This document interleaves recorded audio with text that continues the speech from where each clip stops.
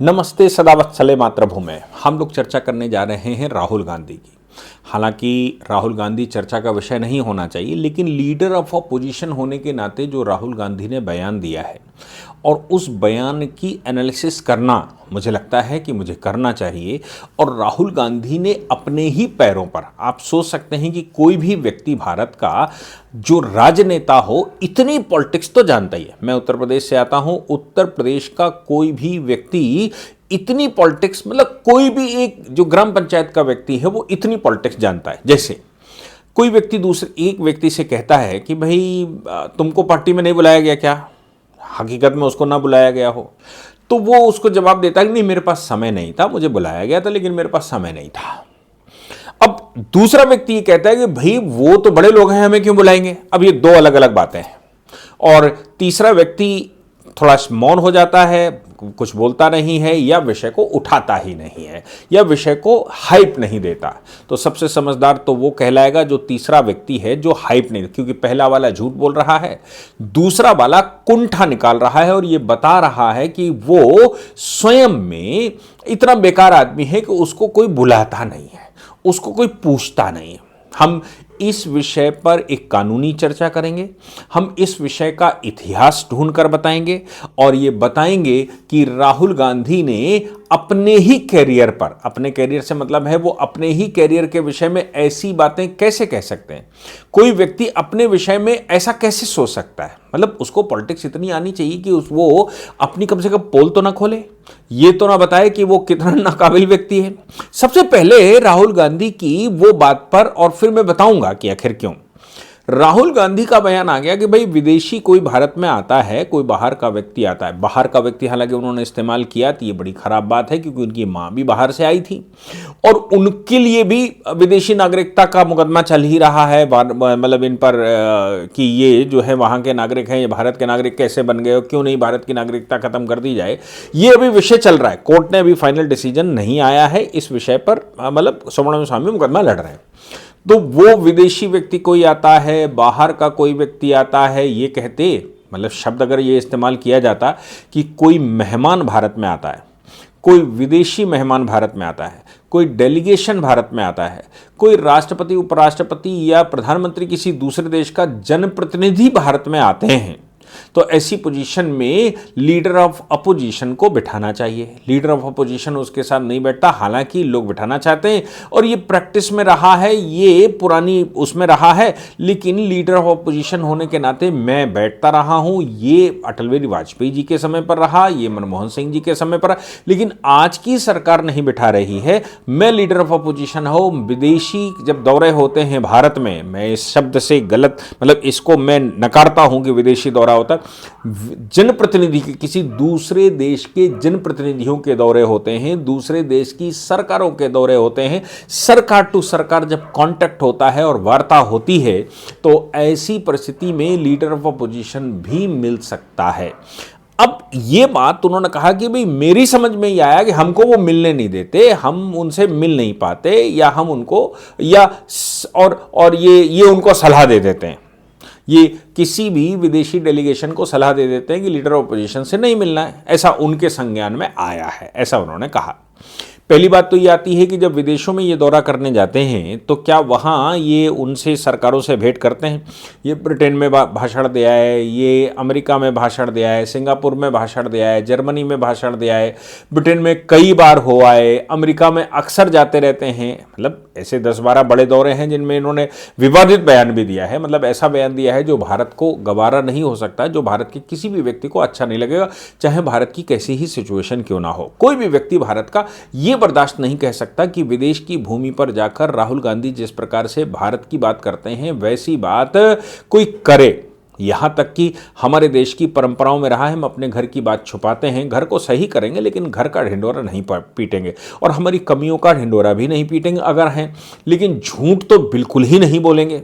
राहुल गांधी तो सरासर झूठ बोलने की, क्योंकि भारत की प्रोग्रेस की जो मिसाल मोदी जी ने तय की है या विश्व के सामने जो भारत को विश्व पटल पर रखा है, भारत के पासपोर्ट की जो वैल्यू बदली है, भारत की इकोनॉमी जिस प्रकार से चेंज हो रही है, भारत जिस प्रकार से ट्रांसफॉर्म हो रहा है, भारत जिस प्रकार से आत्मनिर्भर हो रहा है, भारत अपनी उपयोगिता और प्रयोग संसार को दिखा रहा है, अपनी पॉपुलेशन की जो इनर्जेटिक शक्ति है उसको संसार को दिखा रहा है, वो आज का अद्वितीय भारत है। आपने अगर किसी ने नहीं सुना है तो आज तक के कुछ पत्रकारों ने व्लादिमीर पुतिन का बयान लिया है। बयान से मतलब है उनका इंटरव्यू किया क्रेमलिन में, और एक दिन उनके आने से एक दिन पहले तब पुतिन ने कहा कि भारत 77 साल में जैसा था बिल्कुल पलट गया है, और ख़ास तौर से मोदी जी के नेतृत्व में भारत ने जो कदम रखे हैं और भारत ने जो इबादतें लिखी हैं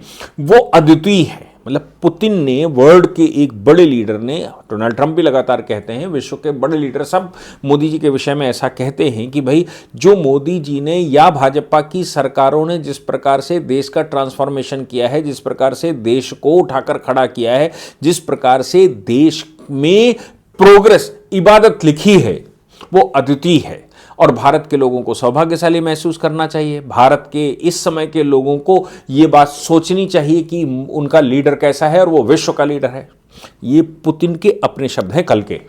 तो आप सोच लीजिए कि विश्व का कोई भी नेता तो मोदी जी के विषय में अभी सोच नहीं पा रहा है कि उनके विषय में कुछ टेढ़ा मेढ़ा कर ले।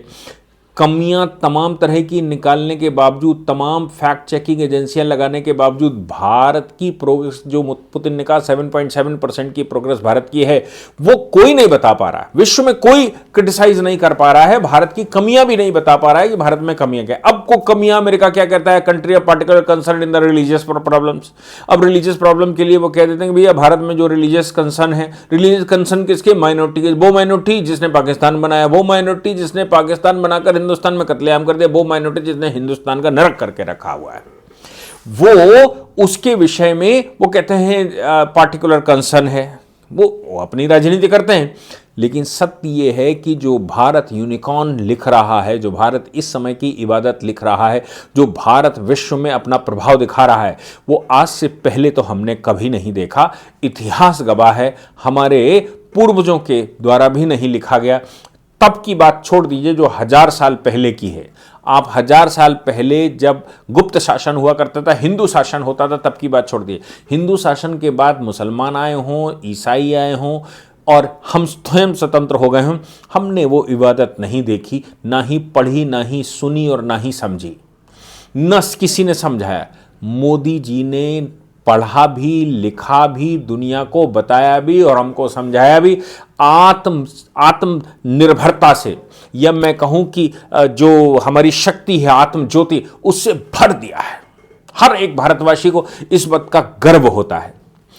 और मोदी जी ने एक बात जरूर कही, विश्व में मोदी जी जब गए तो उन्होंने कहा 2014 से पहले का भारत नहीं है, 2014 के बाद का भारत है। इसका तात्पर्य यह नहीं था कि कांग्रेस की सरकारों को वो बुरा कह रहे थे। उसका मतलब सिर्फ इतना था कि भारत की जो बुरी इमेज संसार के सामने है, उस इमेज को सही करने के लिए ये कहना था कि भाई देखो समय परिवर्तन हो गया है, मैं आया हूं, मैंने ये सब ठीक कर दिया, जो तुम्हारे कंसर्न थे वो सब ठीक हो गए, आइए भारत को देखिए और भारत में इन्वेस्टमेंट करिए और भारत को समझिए, भारत कि टूरिज्म को समझिए, तीर्थाटन को समझिए। ये उनके कहने का सिर्फ इतना मतलब था, कांग्रेस को गाली देना नहीं। पुराने भारत से नए भारत को ऊंचाइयों की तरफ जा रहा है, ऐसा मोदी जी लगातार पूरे देश, पूरे संसार में कहते हैं। लेकिन राहुल गांधी 2017 से खासतौर से इनका सिलसिला शुरू हुआ, 2-3 साल तो ये बर्दाश्त करते रहे कि भाई कुछ होगा कुछ होगा। 2017 में सिंगापुर गए। सिंगापुर में उन्होंने कहा कि महिलाएं भारत में समानता नहीं रखती, महिलाओं की असमानता पर जोर दे दिया, जबकि 10 साल पहले उनकी सरकार हो चुकी थी। ये बात भारत में जेंडर इक्वलिटी को नीचा दिखाने वाली थी। फिर सितंबर 2017 में अमेरिका के जॉर्ज टाउन यूनिवर्सिटी चले गए। गरीबी, भुखमरी, कुपोषण भारत की बड़ी समस्या है, ऐसा उन्होंने बता दिया। सरकार की आर्थिक नीतियां बड़ी खराब हैं, सरकार कंट्रोल नहीं कर पा रही है, देश बर्बाद होता जा रहा है। फिर अमेरिका में बर्कले यूनिवर्सिटी चले गए उसी साल। बर्कली यूनिवर्सिटी में जाकर ये कह दिया, राष्ट्रीय स्वयंसेवक संघ को मुस्लिम ब्रदरहुड और आईएसआई से कंपेयर कर दिया। भारत में पोलराइजेशन करने की कोशिश कर रही है भारत सरकार, और भाजपा ये हिंदू मुस्लिम तोड़ रही है, और कहा कि भाई ये तो अत्याचार कर रहे हैं। फिर ये जर्मनी चले गए 2018 में, एक समर स्कूल में ब्रुसेलियस समर स्कूल हैम्बर्ग में जाकर महिलाओं की असमानता फिर दोहरा दी। दलित आदिवासियों के विकास के बाहर रखने की आलोचना कर दी। ये कह दिया कि ये तो दलित आदिवासियों को बाहर रखे हुए है मोदी सरकार, वो तो उनको काम ही नहीं करने दे रही, भारत के अंदर ही बहुत सारे ग्रुप बने हुए हैं। फिर ब्रिटेन कैम्ब्रिज यूनिवर्सिटी चले गए। Deep state CBI ED Bharat की संस्थाओं को खा रहा है। पाकिस्तान जैसी स्थिति है भारत की। पीएम मोदी की समावेशी भारत की दृष्टि नहीं है, वो तो कुछ कर ही नहीं पा रहे हैं, वो तो सोच ही नहीं पा रहे हैं भारत को कैसे लूटा जाए। उनके समाज में तो यही आ रहा होगा राहुल गांधी के। फिर ब्रिटेन चले गए, ब्रिटेन में कैथम हाउस में, और वहाँ मार्च 2023 में भारत का लोकतंत्र विघटित हो गया है। यूरोप अमेरिका से हस्तक्षेप की अपील तक कर डाली। पेगासस जासूसी कर रहा है पूरे। जब तक ब्रिटेन या European country, America, Europe Bharat में जब तक इंटरवेंशन नहीं करेंगे तब तक कुछ ठीक नहीं हो पाएगा। भारत बर्बाद कर दिया है मोदी जी ने, ऐसा कह दिया, यह भारत बर्बाद हो गया है। फिर कैम्ब्रिज यूनिवर्सिटी 2023 की फरवरी में चीन की सामंजस्यपूर्ण समाज की तारीफ कर दी, और ये कहा कि भारत चीन सीमा तनाव चल रहा है, भारत की भूमि कब्जा कर लिया है उन्होंने। फिर अमेरिका में हैम्स्टन में 2024 की सितंबर में सिखों को गुरुद्वारों से पगड़ी पहनने से रोका जा रहा है भारत में। कोई सोच सकता है भारत निष्पक्ष जगह नहीं है। आरक्षण पर सवाल खड़े कर दिए। इल्हास ओमर से मुलाकात कराए। आपको याद है इल्हास उमर, वो जो मैंने 2-3 दिन पहले एक बात बताई थी अमेरिका में, कि अमेरिका में इल्हास उमर को मोदी जी ने, ट्रंप ने क्या कह दिया। लेकिन ये सब मुलाकात करके, क्योंकि वो लगातार पाकिस्तान का सपोर्ट और भारत का विरोध कर रही थी, और भारत के वही पार्टिकुलर कंसर्न, वो एक प्रस्ताव भी लेकर आई थी। उसने भारत को प्रश्न खड़े करने में कभी कोताही नहीं बरती। वो तो जम्मू कश्मीर, पाक ऑक्युपाइड जम्मू कश्मीर में टहलने भी गई थी। वहाँ जाकर वो भारत के लिए बहुत सारे मैसेज भी उसने दे दिए थे, और उससे मिलने हमारे लीडर ऑफ अपोजिशन पहुँच गए, क्योंकि लीडर ऑफ अपोजिशन का मिलना जरूरी था, क्योंकि भारत को क्रिटिसाइज कर रही तो चोर चोर मौसरे भाई हो जाएंगे। अमेरिका में ही बोस्टन में अभी कुछ दिन पहले, 6 महीने पहले, 5-6 अप्रैल की बात होगी, चुनाव आयोग समझौता कर रहा है। महाराष्ट्र चुनाव में वोटर टर्नआउट में गड़बड़ी कर दी गई है, वही वोट चोरी हो गई है। ईवीएम हमारे यहाँ के ठीक नहीं है। अक्टूबर में ही, अभी 1 महीना पहले ही, अमेरिका के कोलंबिया यूनिवर्सिटी चले गए। भारत की उपलब्धियों, डिजिटल ट्रांसफॉर्मेशन को नज़रअंदाज कर संस्थाओं पर हमले कर डाले। आप सोचो, इतने महान व्यक्ति राहुल गांधी, इतने महान कि पूरे विश्व में ये कम से कम 20 जगह यूनिवर्सिटियों में, और यूनिवर्सिटियों में ऐसा नहीं है, एक बात मैं आपको बता दूं, मेरी संज्ञान में जो है यूनिवर्सिटियां ऑफिशियली नहीं बुला रही, मतलब ऑफिशियल यूनिवर्सिटी बुला रही है और कार्यक्रम करवा रही, नहीं। यूनिवर्सिटी में इनके लोग हैं, उन लोगों के साथ बैठते हैं, बैठने के बाद वहाँ एक क्लासरूम हॉल ले लेते हैं किराए पर, और वहाँ अपना भाषण कराते हैं, और फिर ये कहा जाता है फलन यूनिवर्सिटी में कर दिया गया। ये वैसे ही है जैसे जेएनयू में आप देखिए, बाहर कुछ ढाबे बने हुए हैं, वहाँ पर लोग, चबूतरा बना हुआ, वहीं पर अपने लगे हैं और बता देते हैं जेएनयू में बात हो गई। ये वैसे है। तो ऑफिशियली इनको बुलाया, मैं नहीं समझता कि इनको किसी यूनिवर्सिटी ने ऑफिशियल बुलाया होगा कि भाई ऑफिशियली आइए और आपका स्वागत है और आप आइए और भारत की क्या बुराइयां कर सकते हैं आकर बताइए, और थोड़ा सा सेमिनार में पार्टिसिपेट कर लीजिए और भारत की बुराइयां बता डालिए। ऑफिशियली नहीं, ये अनऑफिशियली अपनी इधर उधर की बातें करते रहते हैं। और इनको कौन पूछ रहा है? संसार में जहाँ कहीं भी घूमने जाते हैं, क्या वहाँ की सरकारें पूछ रही हैं, वहाँ की सरकारें बुला रही हैं, वहाँ की सरकारें बात कर रही हैं, वो इंडिया के, भारत के संबंध में कुछ बात कर रहे हैं? हाँ, ये ज़रूर है। चाइना में इनकी विजिट होती है। चाइना वाले यहाँ पर जो उनके राजदूत हैं वो भी यहाँ इनसे बात करते हैं। जिस समय ये गलवान चल रहा था, गलवान में भी वो चाइना के राजदूत से मिलने चले गए। भारत सरकार से कोई बात करने के बजाय चाइना के राजदूत से पूछा, भाई क्या हाल है, तुम अंदर घुस आए थे, बाहर तो नहीं निकाल दी सरकार, या फिर तुम वहां से अंदर कैसे आओ, ये भी कुछ कोई अगर तुमको मदद चाहिए हो तो हम कर सकते हैं। ऐसा कुछ सोचा जा सकता है कि भाई ऐसा भी कुछ हो सकता है। राहुल गांधी ने आज जो कहा कि भाई हमको बुला नहीं दे, पहली बात तो यह है कि लीडर ऑफ सरकार जब बात करती है तो सरकार और सरकार की बात होती है, लीडर ऑफ अपोजिशन उसमें नहीं होता, पॉलिटिकल पार्टी उसमें नहीं होती। प्रधानमंत्री मोदी जी भारतीय जनता पार्टी के प्रमुख नेता होने के नाते नहीं बात करते, ना ही अमित शाह जी नेता होने के नाते बात करते हैं, ना ही राष्ट्रीय स्वयंसेवक संघ का, मतलब राष्ट्रीय स्वयंसेवक संघ तो विश्व का अब इतना बड़ा संगठन है, वो भी विदेशी दौरे पर जब लोग आते हैं तो उनसे बात नहीं करते। क्यों नहीं करते? क्योंकि उनको बात करने का नहीं होता है। ये ऑफिशियल दौरा है, सरकार टू सरकार बात होती, मंत्रालय टू मंत्रालय बात होती, स्ट्रेटेजिक पार्टनरशिप की बातें होती हैं, इंटरनेशनल व्यवस्थाओं की बातें होती हैं। लीडर ऑफ अपोजिशन उसमें शामिल है क्या? सरकार है क्या? वो लीडर ऑफ अपोजिशन सरकार नहीं होता। फिर भी कर्टसी के नाते जो विदेशी नेता आते हैं, अगर लीडर ऑफ अपोजिशन बहुत बुद्धिमान होता है, भारत के विषय में कुछ ज़्यादा बता सकता है, भारत का सहयोग, उसके सहयोग से भारत के साथ उसकी स्ट्रेटेजिक पार्टनरशिप हो सकती है। और सबसे खास बात, जब विदेशी लोगों को या किसी सरकार को ये लगता है कि भविष्य में लीडर ऑफ अपोजिशन यानी कि जो अपोजिशन में आज है वो सरकार भी हो सकता है, तो हमें इनसे संबंध बनाकर रखने चाहिए।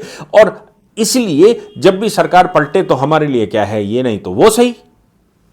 लेकिन राहुल गांधी ने यह बता दिया कि भैया विश्व का कोई भी नेता भारत में आता है वो राहुल गांधी को इररिलेवेंट मानता है और ये मानकर चलता है कि भारतीय जनता पार्टी की सरकारें यहां पर रहेंगी, इनकी सरकार कभी नहीं आने वाली और ये सरकार में भी कभी नहीं आने वाले। इन्होंने जो अत्याचार करने थे 2004 से लेकर 14 तक कर चुके हैं, अब इनका कोई वजूद नहीं, कोई अस्तित्व नहीं, इनका कोई काम नहीं, इनका खेल खत्म हो चुका है।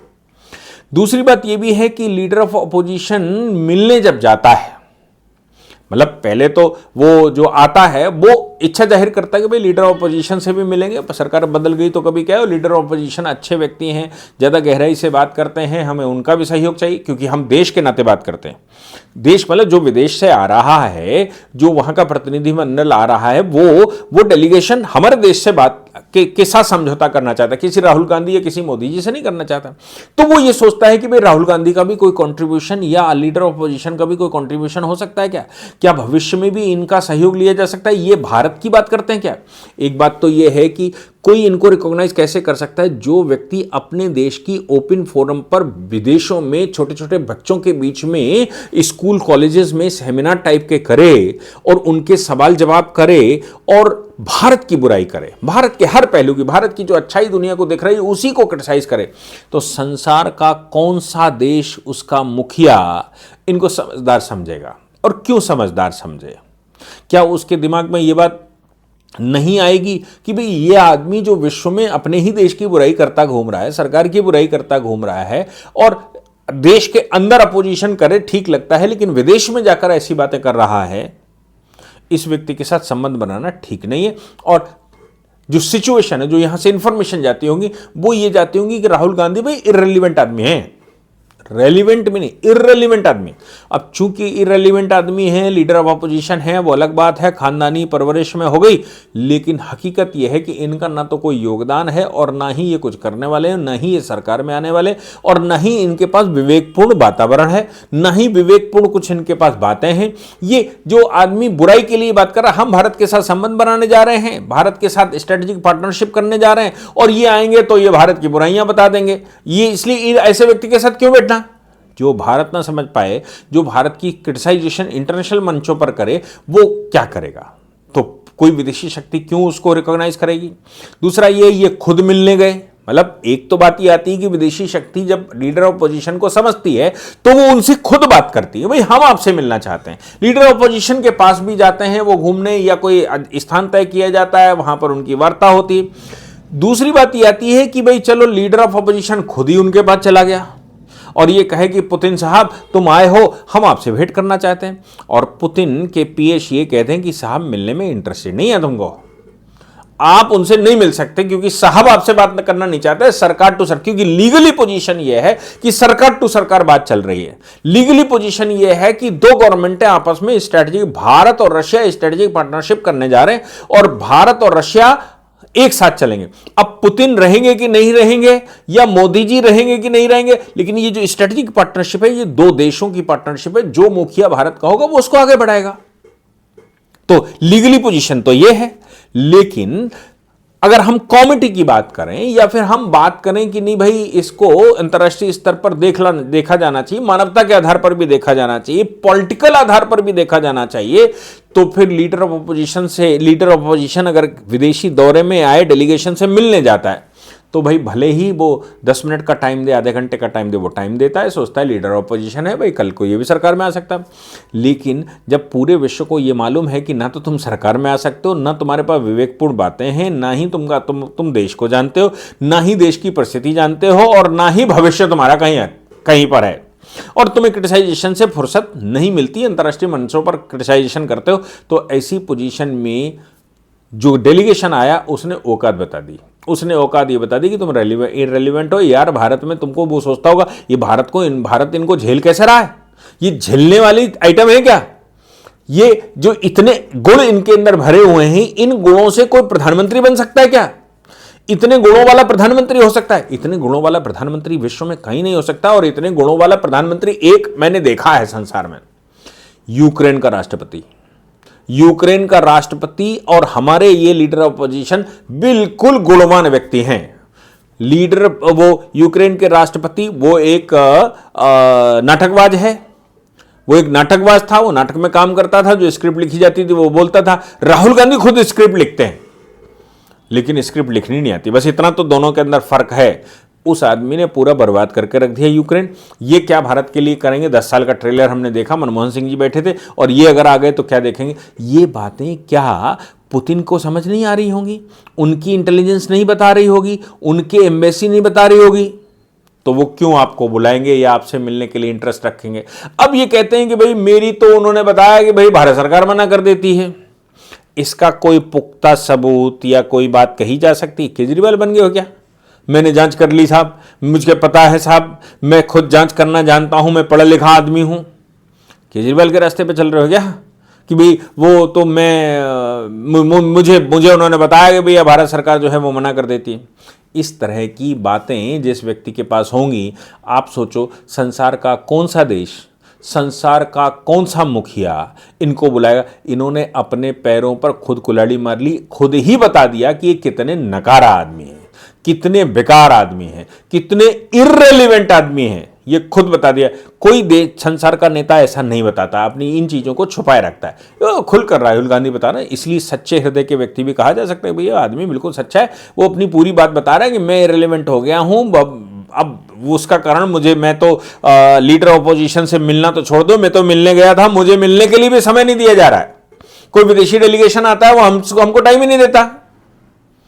ये बड़े महत्वपूर्ण प्रश्न है, इसमें सरकार का कोई रोल नहीं होता। लीडर ऑफ अपोजिशन से उनको मिलना है वो तय करेंगे, और लीडर ऑफ अपोजिशन उनसे मिलने गया तो वो तय करेंगे। अब आप सोचो, आज तक के पत्रकार पुतिन के साथ वहां जाकर इंटरव्यू ले आए, क्या उनसे गिरे मलबा? क्या आप इतने गिरे हुए हैं कि आपको समय नहीं मिल सकता? आप बेड लचाए तो समय नहीं, लेकिन पुतिन समय नहीं दे रहे हैं, मतलब आपकी कैटेगरी उन्होंने बना दी है और आपका कैरेक्टर लिख दिया है कि वाकई में तुम कौन हो और कितने रेलिवेंट हो संसार के लिए और कितना तुमको मान मिलना चाहिए। जय हिंद, जय भारत, वंदे मातरम।